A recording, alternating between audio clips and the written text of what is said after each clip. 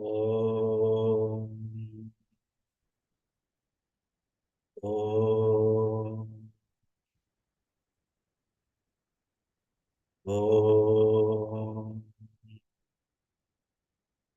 Om Namo Bhagavate Vasudevaya. Om Namah Shivaya. Guru Brahma, Guru Vishnu, Guru Devo Maheshwara, Guru Sakshat Parabrahma, Tasmai Shri Gurave Namaha, Harihi Om, Shri Gurubhyo Namaha, Harihi Om. My humble pranams to all Atma Jyotis, Divine Light of the Self. I welcome all of you to today's session of Bhagavad Gita.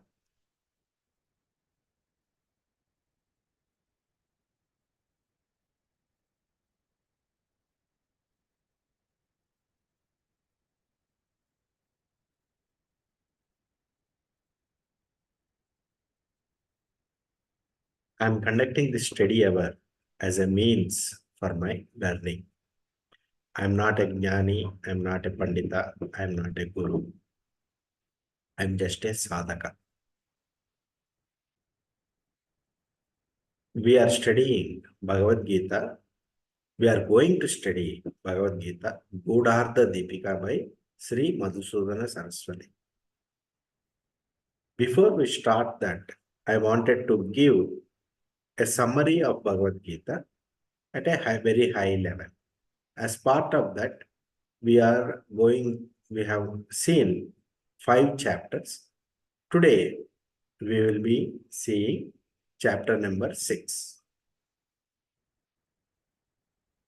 Let me share my screen.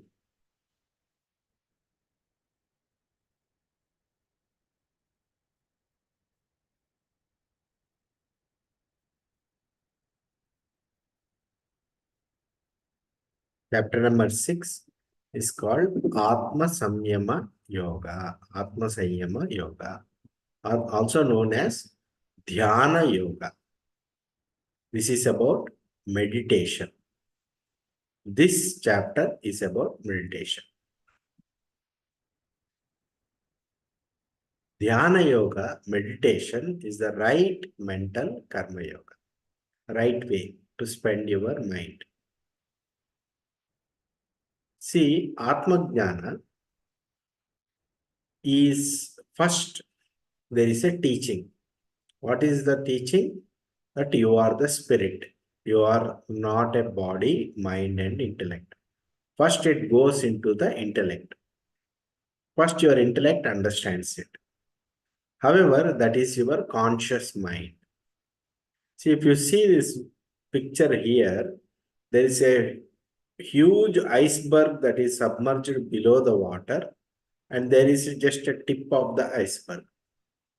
So the teaching first goes into the tip of the iceberg, which is the conscious mind, and there is a huge layer of subconscious mind, which are your habit patterns and mental impressions and vasanas.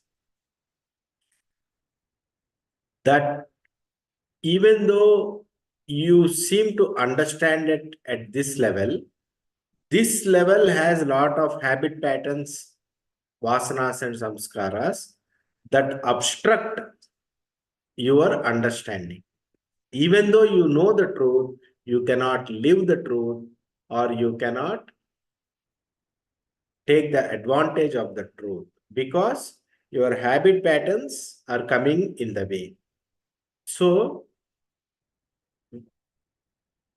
when you do meditation, the truth goes deep into your subconscious mind. And the meditation has to be right. You have to learn it from a proper guru.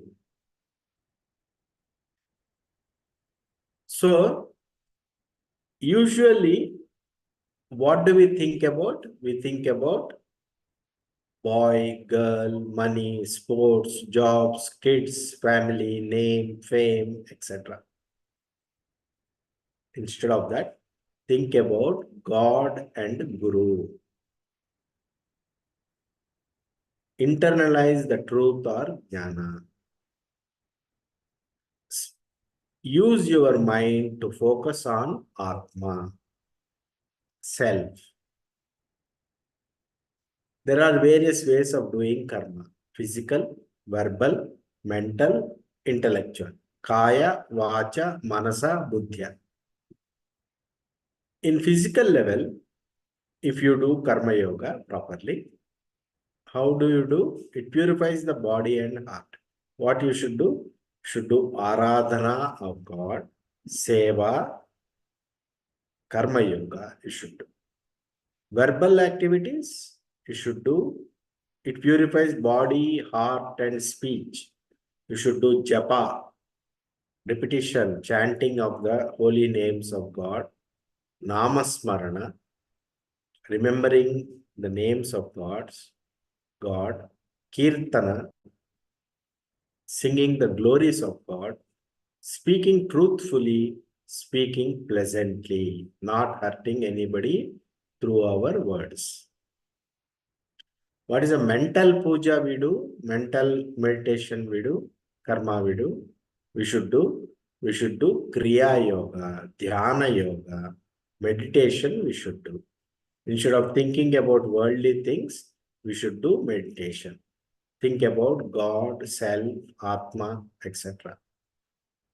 Intellectual, we should spend our time in Jnana Yoga, Shravana, Manana, and Nididhyasa. Shravana is listening to the Vedantic truths through a guru and contemplating on those truths. In this chapter 6, 6.1 to 6.9 is about outer practices. 6.10 to 6.15 are about inward journey. 6.18 to 6.32 is about nature of meditation and benefits of meditation. 6.33 to 6.36 is about obstacles to meditation and solutions to it. 6.37 to 6.47 is about downfall of a person who has not attained the goal. What happens to that person? What happens to that person will be talked about. So if you look at this picture, there are two plants. If you water to the roots, then fruits will come. If you water to the leaves, nothing will happen. So if you look at our body as a plant, you should water to the roots, which is the spirit, by doing meditation. If you water to the leaves, like sensual pleasures and all, the plant will wither away.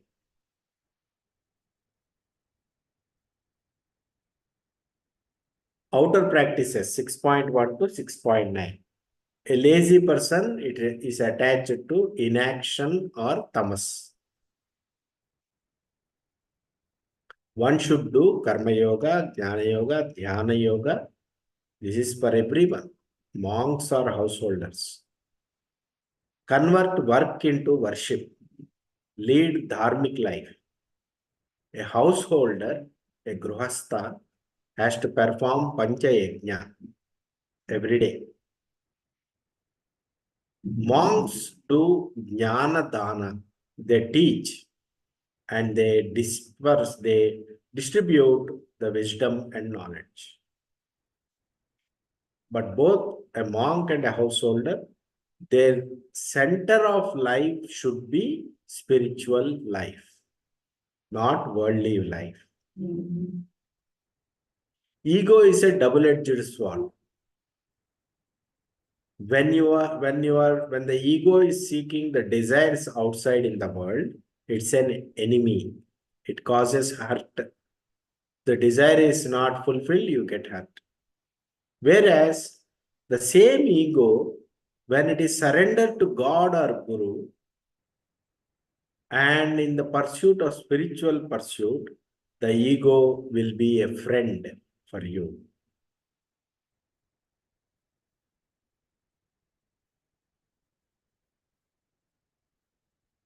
The ego does karma yoga, dhyana yoga, jnana yoga, and surrenders to God or Guru.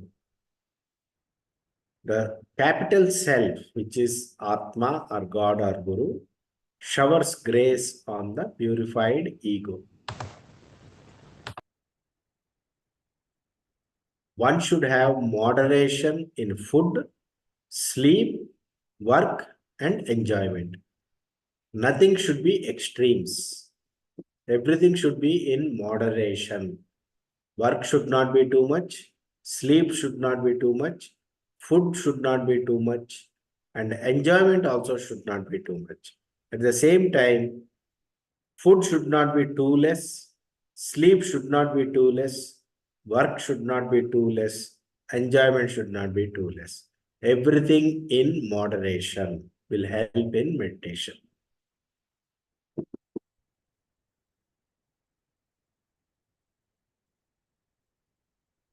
6.1, Bhagavan says, one who does prescribed duties without desiring the results of their actions are actual sannyasis, renunciates, and yogis, not a person who has run away from home, put on ochre robes, and shaved his head or have a big beard. That is not a sannyasi. A sannyasi is one who has no expectations. And such a person who has no expectations will be peaceful. 6.2, the Supreme Lord said, Sannyasa and yoga, they are non-different. Both are same. Karma yoga and sannyasa both are same. Jnana yoga and karma yoga both are same. Without renouncing worldly desires, you cannot be a yogi, karma yogi. The prerequisite is you have to renounce the worldly desires. 6.3. If a person is starting on the path to perfect the karma yoga,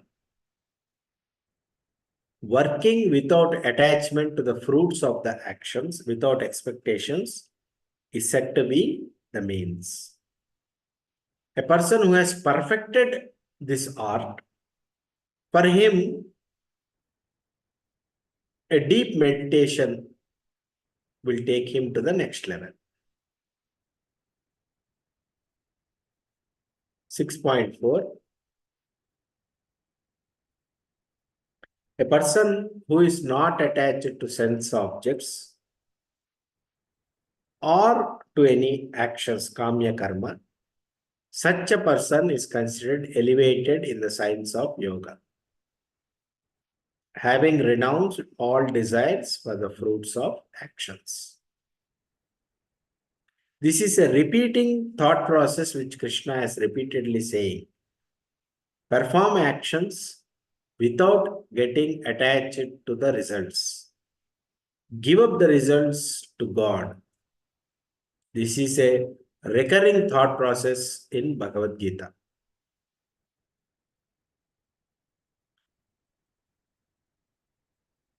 Mind is your friend, mind is your enemy.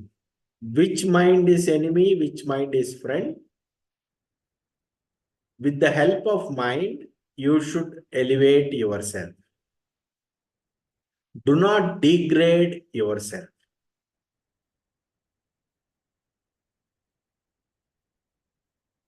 Mind can be friend or enemy. Who for who it is friend? Those who have conquered the mind and not attached to the sensual pleasures. They for them mind is the friend. One second.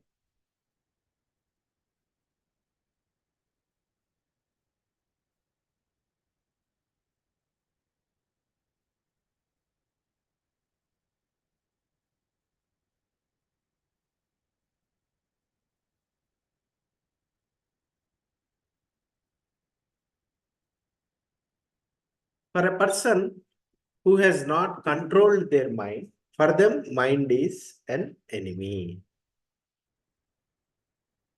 6.7. Those who have conquered their mind, they rise above the dualities. What are the dualities? Cold and heat, joy and sorrow, honor and dishonor. For them, both these opposites are same. They transcend them. Such people become peaceful and steadfast in their devotion to God. 6.8. For a yogi who has become pure by knowledge and discrimination, viveka and jnana, those who have conquered their senses, they are undisturbed in all circumstances. Whatever be the circumstance, situation, this person is undisturbed.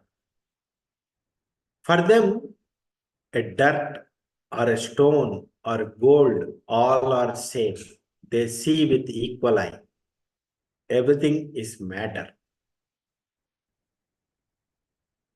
And also they look upon all well-wishers, friends, foes, sinners, all with an impartial intellect.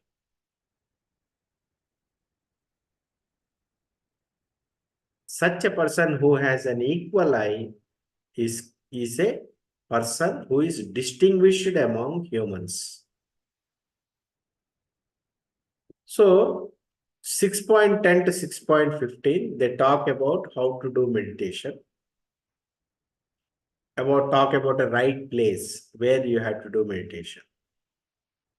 It should be a secluded place, calm, pure, neither too high nor too low, insulating seat made of wood or deer skin or tiger skin or kusha grass, etc.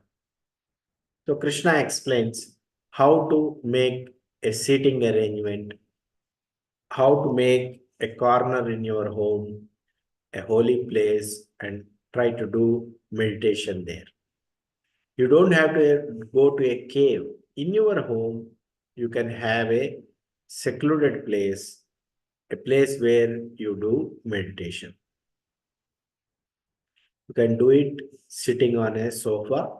It is okay. Do it regularly. Make it a holy place. Keep it clean, etc. What is the right practice? Sense organs are distracting. Energy is leaking. Mind is wandering. Ego is rebellious. Intellect is confused. But through Karma Yoga, master your breath or energy through Kriya Yoga and Pranayama. Subdue the mind or ego through Bhakti Yoga. Get clarification through Jnana Yoga.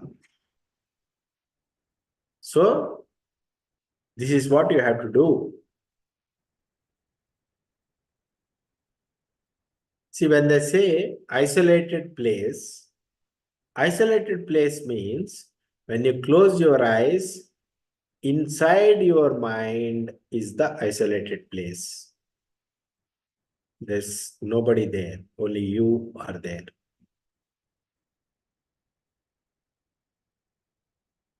Here, this point is called Agna Chakra. That is very important for meditation. This point and this point. You have to take your mind to this point or this point. Going to Himalayas or forests or cave is secondary. Cave of head. This is called cave of head. Guha. Guha. In this guha, in this cave, you have to meditate. Some people say about Kundalini and all. That's okay. Ida, Pingala, Shushumna, Nadis. Yoga Shastra also talks about that. That's okay. Anahata Nada of Omkara is Nada Yoga.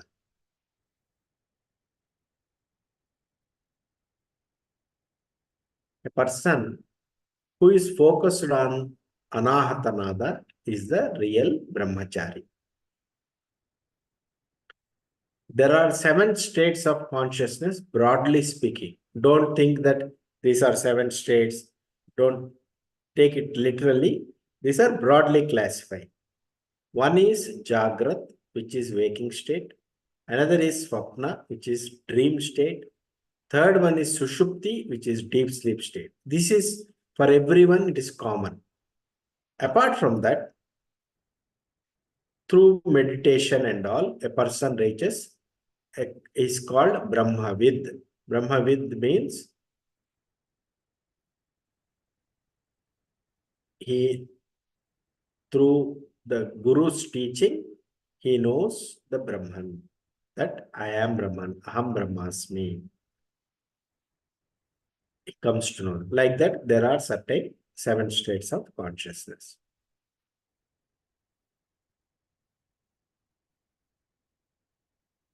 So, who wants to be yogi, dhyana yogi, they should stay in seclusion, constantly engaged in meditation with a controlled mind and body, getting rid of desires and possessions for enjoyment. So, this is suitable for monks. They can get rid of possessions, they can go to a secluded place and all. But for grihasthas, what is the way? For grihasthas also, in your home, you can have a corner place set aside for meditation and a time set aside for meditation. So you go at that time to that secluded place, set aside place, do meditation properly, forget about the world, and be in your own self. It is not difficult. It only requires a lifestyle change. That's all.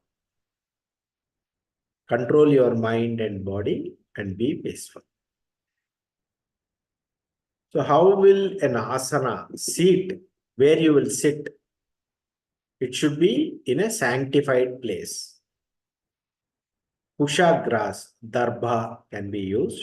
And then on top of it, a deer skin. These days, you should not use deer skin. Forest department will arrest you. So use a cloth, one over the other. Asana should not be too high nor too low. So you select a sofa, sit on sofa comfortably. That should be fine.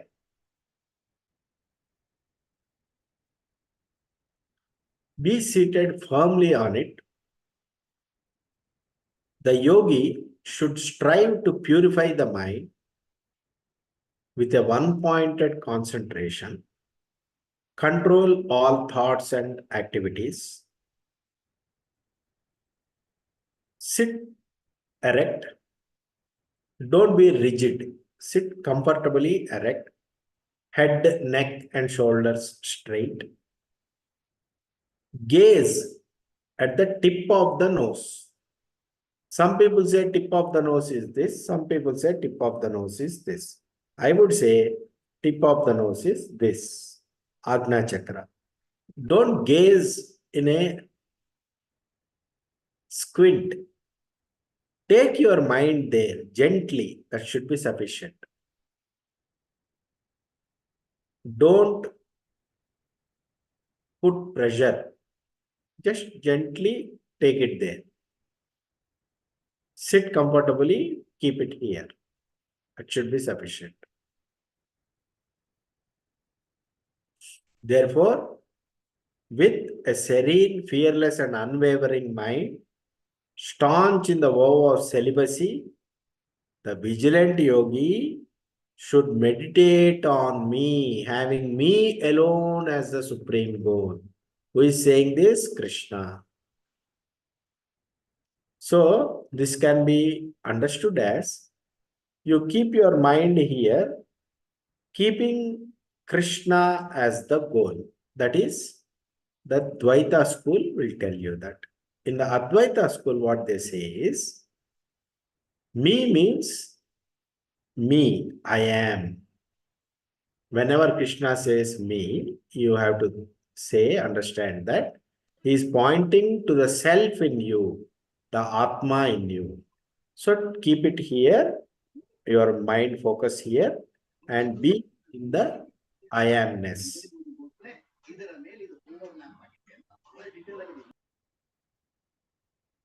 Be in the I amness. I am.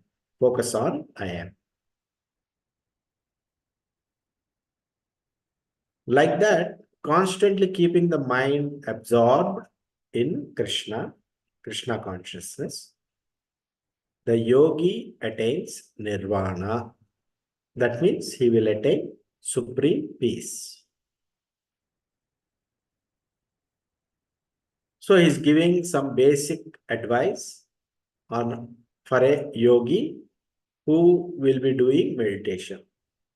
Don't eat too much, don't eat too little. Don't sleep too much, don't sleep too little. Therefore, be moderate, temperate in eating and recreation. Don't be too tight. Don't be like that. Watch a movie now and then. It's okay. Be relaxed. Be moderate in your life. Balance it in work. Don't work too much. It's not required. Don't work too less. For the upkeep of the body, you have to do your job and do what is necessary. Be regulated in sleep. Don't sleep too much. Don't sleep too little. Be regulated. By being moderate in your habits and sitting in meditation daily at an appointed hour, focusing on I am, one should meditate. What is the nature of meditation and benefits? 6.18 to 6.32, it is talked about.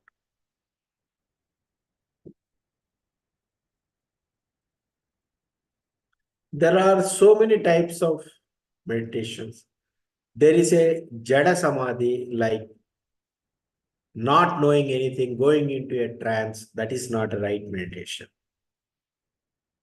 It is not that you should go into a trance. If that is the case, deep sleep is best. There is corporate meditations these days, like do meditation for health, do meditation for stress management, do meditation for getting success in life. This is also not right kind of meditation. There is no wisdom in this.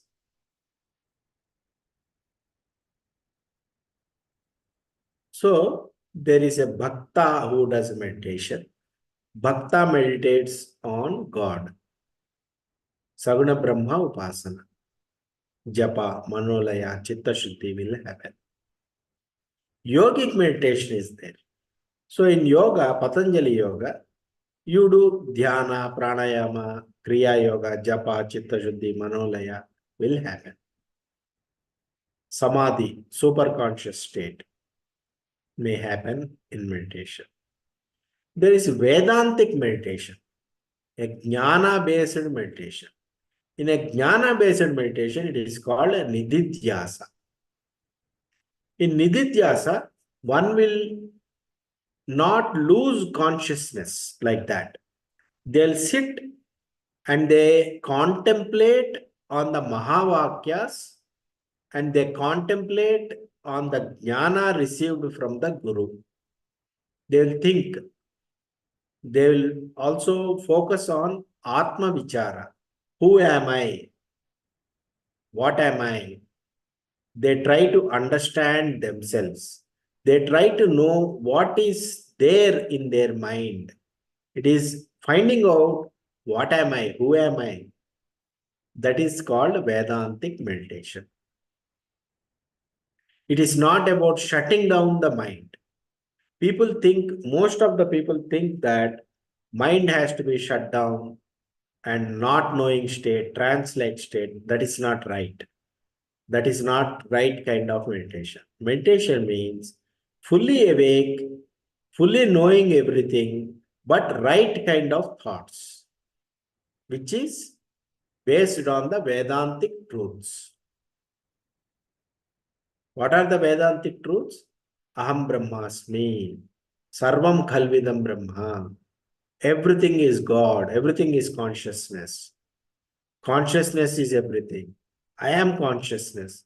Holding on to these thoughts is called Vedantic meditation.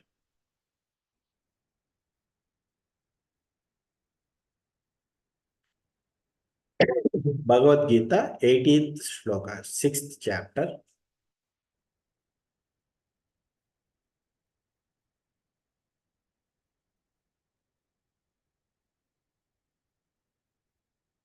With discipline, the yogis learn to withdraw the mind from selfish cravings and rivet it on the unsurpassable good of the self. So a yogi will not pay attention to selfish desires and he will start doing meditation on God. God is the center.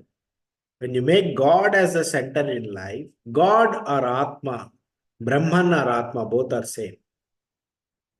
When you make the Atma as center of life, it is the right kind of meditation. Just like a lamp in a windless place does not flicker, so the disciplined mind of a yogi remains steady in meditation on the Supreme.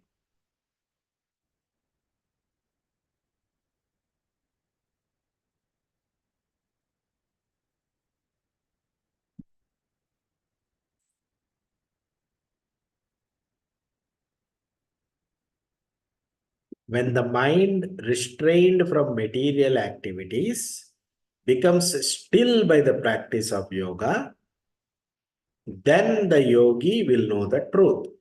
Then he rejoices in the inner joy. Inner joy is your own self. Your own self is the joy.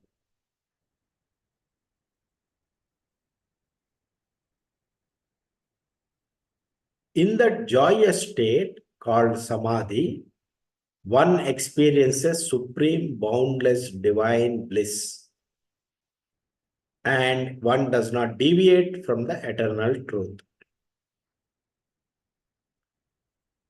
Once you know the bliss of the self, you will not consider any other thing as equal to that because bliss of the self is the supreme bliss. Even in the midst of a greatest calamity, one will not get disturbed.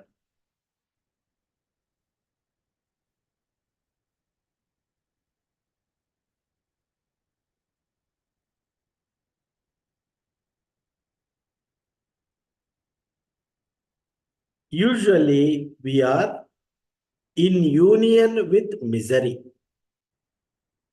Separation from the union with misery. That is what he is saying. Dukkha sanyoga viyoga.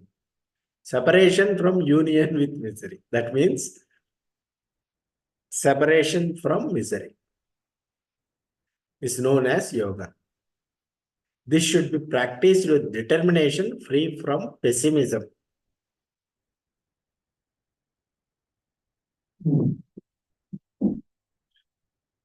Restrain all thoughts of the world. One should restrain the senses. Slowly and steadily, with the conviction in the intellect, mind will become fixed in God alone and will think of nothing else.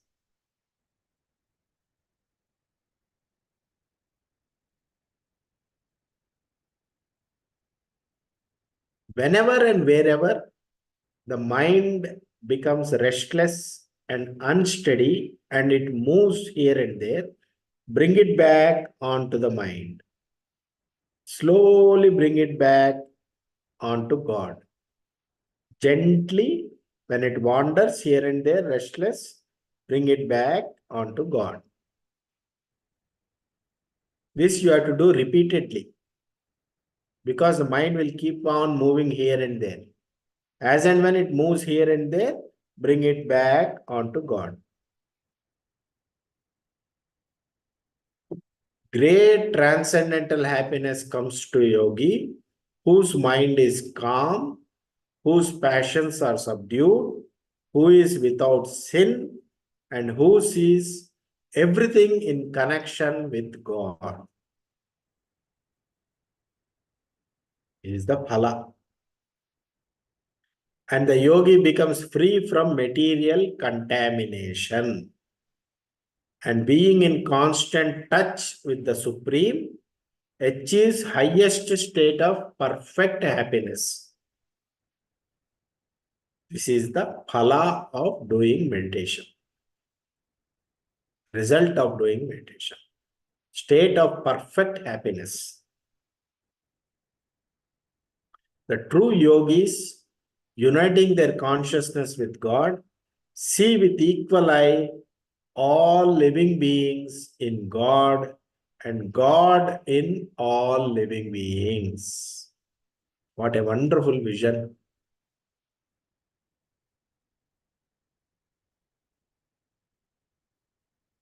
For those who see me everywhere and see all things in me, I am never lost, nor are they ever lost to me. You start living with God consciousness.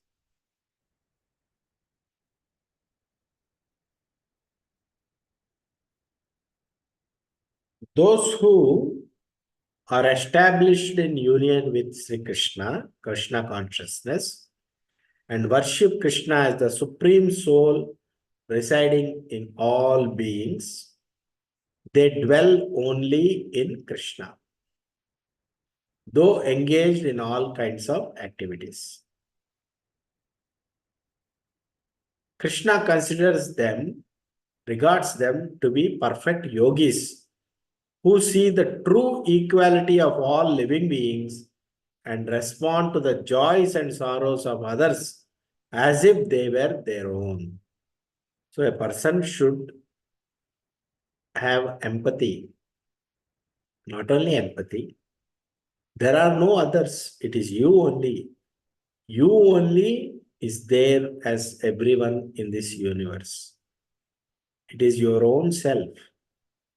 The self in you, the self in others are one and the same. There is only one self, one Atma. Knowing that, you should be considering the joys and sorrows of others as if they are your own. What are the obstacles to meditation and solutions is taught in 6.33 to 6.36.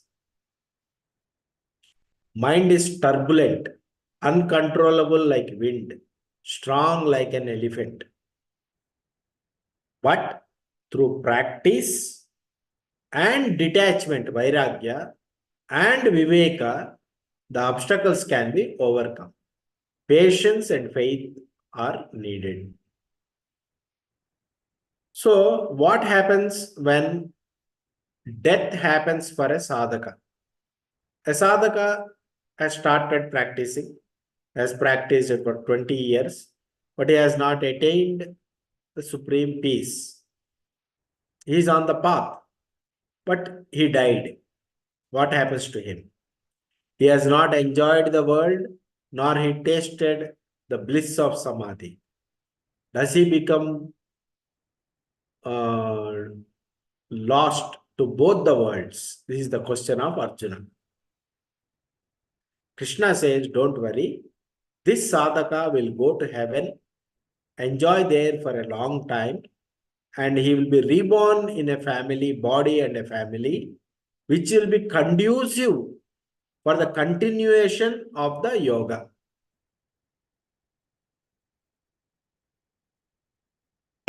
In this new life also, the sadhaka will start meditating again. He will continue from where he has left off in his previous life. Therefore, who is the ordinary person who lives his life normally is a samsari. Better than a samsari is a tapasvi who does vrata, japa, tapa, etc. A jnana yogi who reads scriptures is better than a samsari. Jnana yogi and karma yogi are greater than tapasvi. And a dhyana yogi who does meditation is greater than a karma yogi or a jnana yogi. Whereas a jnani who is an enlightened being, Atma Jnani, Brahma Jnani is the greatest. None greater than Brahma Jnani.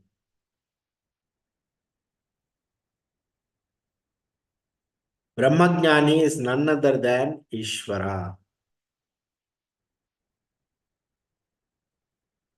The same thing is saying. Arjuna is asking, you are talking about meditation, O Madhusudana, O Krishna, but it appears impractical and unattainable to me due to the restless mind. This is the doubt in our mind also. That same doubt Arjuna has asked. The mind is very restless, turbulent, strong, and obstinate, O Krishna. It appears to me that it is more difficult to control than the wind. You can control the wind, but you cannot control the mind. Supreme Lord said, O mighty armed son of Kunti, what you say is correct. The mind is indeed very difficult to restrain, but by practice and detachment, it can be controlled. Abhyasena tu kaunteya vairagyena cha grahyate. Through practice and detachment, it can be controlled.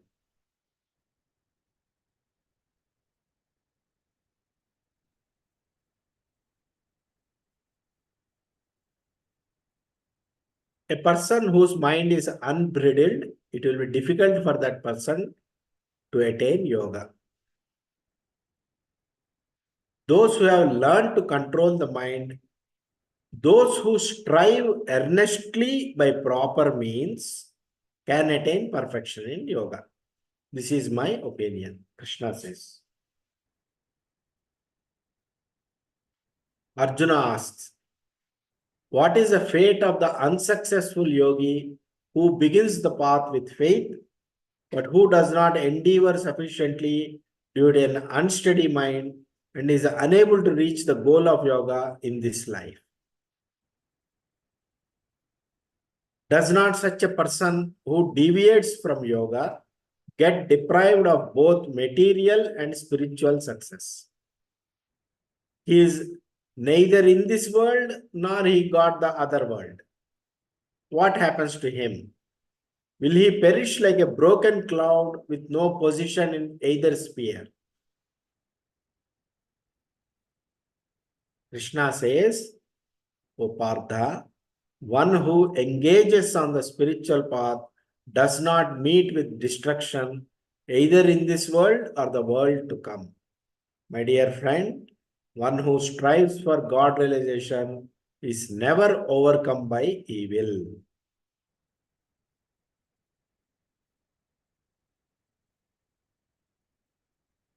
The unsuccessful yogi, upon death, go to the abodes of the virtuous. After dwelling there for many ages, they are again reborn in the earth plane into a family of pious and prosperous people. Else, if they had developed dispassion due to long practice of yoga, they are born into a family endowed with divine wisdom. Such a birth is very difficult to attain in this world.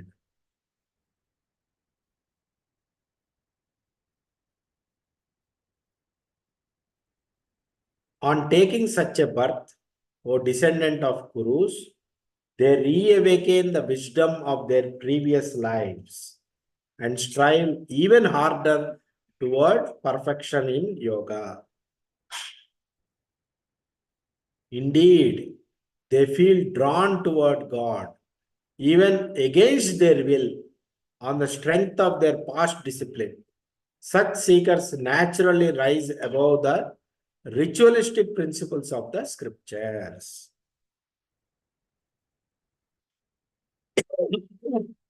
A yogi is superior to the tapasvi, ascetic, superior to the jnani, a person who learned in scriptures, and even superior to the karmi, ritualistic performer. Therefore, Arjuna, strive to be a yogi.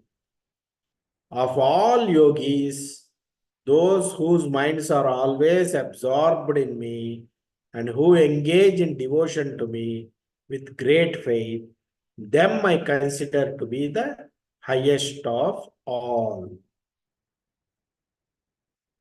Now, we have to understand the meditation a little bit. This is a comparison between yogic meditation and Vedanta meditation.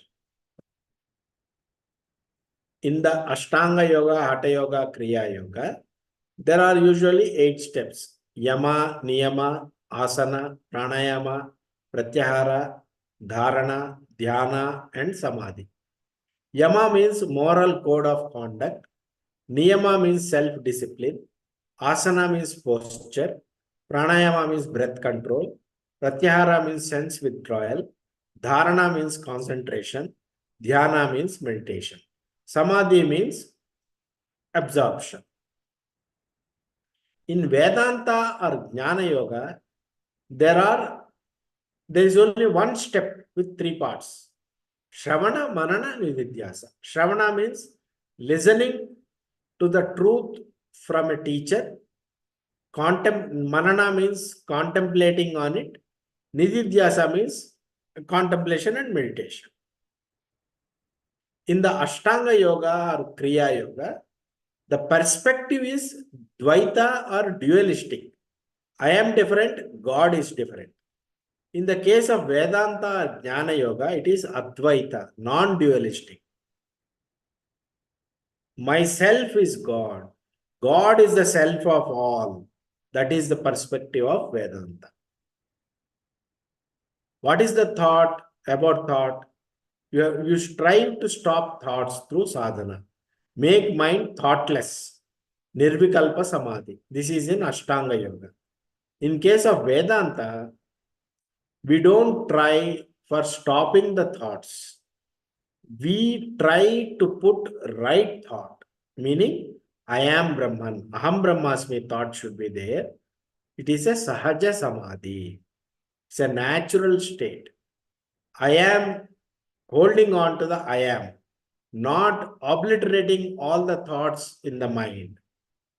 Never stop thoughts because thoughts are needed to understand Vedanta. Holding on to the right thought and dropping incorrect thoughts is the way of Vedanta, Nididhyasa. In case of Ashtanga Yoga, for mind, you control the mind through body and inward going. You control the mind. But in Vedanta, you don't control the mind. You let the mind be and you ignore the mind. You transcend the mind. Regards ego in Ashtanga Yoga, one has to suppress the ego by austerities and sadhana.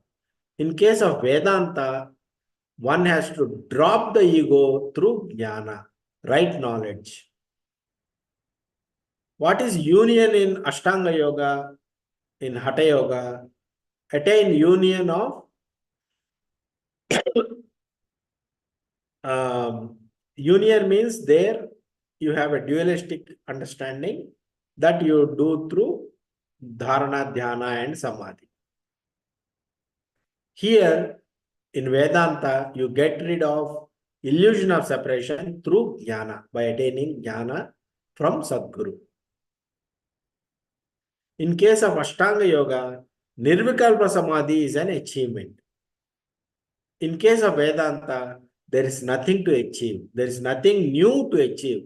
You are already Brahman. You only need to recognize the truth. In case of Vedanta, it is the truth which we are talking. In case of Ashtanga Yoga, it is something you have to gain.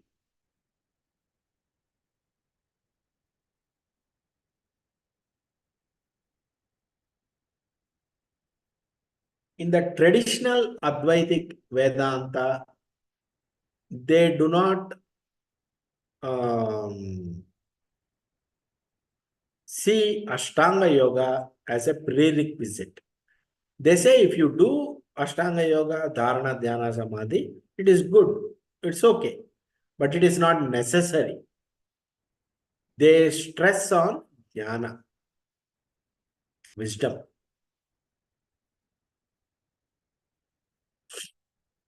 There are, if you try to understand the Ashtanga Yoga part of it, Yama, Niyama, Asana, Pranayama, Pratyahara, Dharana, Dhyana, Samadhi, you can think of it as, in the case of Ashtanga Yoga, Yama, which is moral codes, means non-killing, truthfulness, non-stealing, continence, non-receiving. In case of Vedanta or Jnana Yoga, Yama, moral code, is restraint of all senses by the knowledge of Sarvam Kalvidam Brahma. Everything is Brahman only. Everything is myself only. Then naturally there is no craving. You don't break the moral rules. In case of niyama, self-discipline, one has to do internal and external purification, contentment, mortification, Vedic study, worship of God. All this come under niyama. In case of Vedanta, continuous flow of only one kind of thought, Aham Brahmasmi, I am Brahman, to the exclusion of all other thoughts. In case of asana, posture, in Ashtanga Yoga, they say you have to sit like this. You have to sit properly. Sthiram Sukham Asanam. In Vedanta, psychologically, you have to be situated in the oneness, in the one, that is origin of all beings. That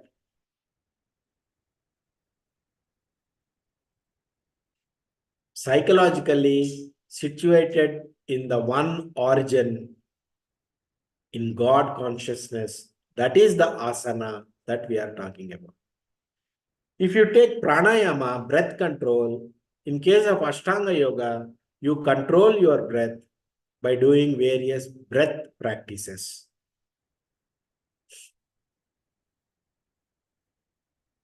In case of Vedanta or Jnana Yoga, you negate the phenomenal world, saying that Jagat is mithya. This is called exhalation. It's not actual exhalation. It is like you leave off the world. And Puraka means taking in the breath. What is you are taking in? You are taking in the thought, I am Brahman, I am consciousness. That is Puraka. That is in breath. And holding on to self is Kumbhaka. That means you are not actually, it's not breath practice, it is a jnana practice, it is a thought practice. In case of Pratyahara, senses giving up attachment to objects and withdrawing into mind. In case of Vedanta, through self-realization, you withdraw your mind. If you take dharana, in case of Ashtanga Yoga, you focus, concentrate on one object.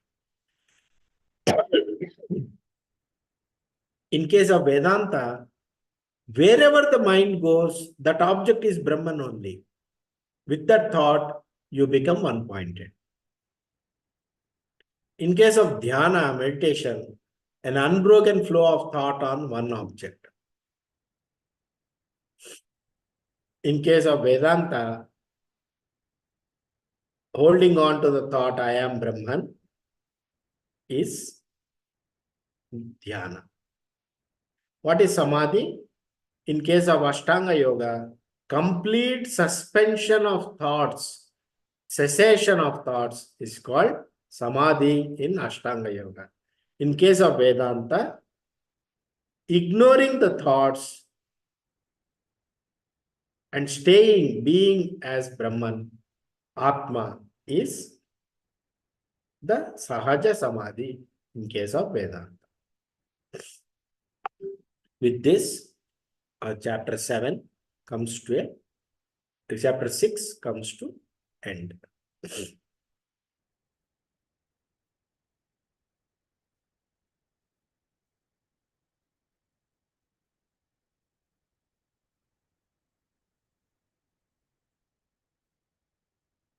Om Asatoma Sadgamaya Tamasoma Jyotirgamaya Mrutyorma Amrutam Gamaya. Om Shanti Shanti Shanti. Harihi Om. Shri Gurubhyo Namaha. Harihi Om. Any questions?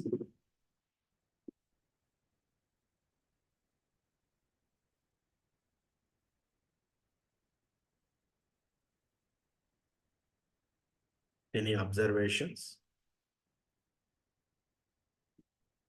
Did you understand the Atma Sanyama Yoga meditation, chapter on meditation?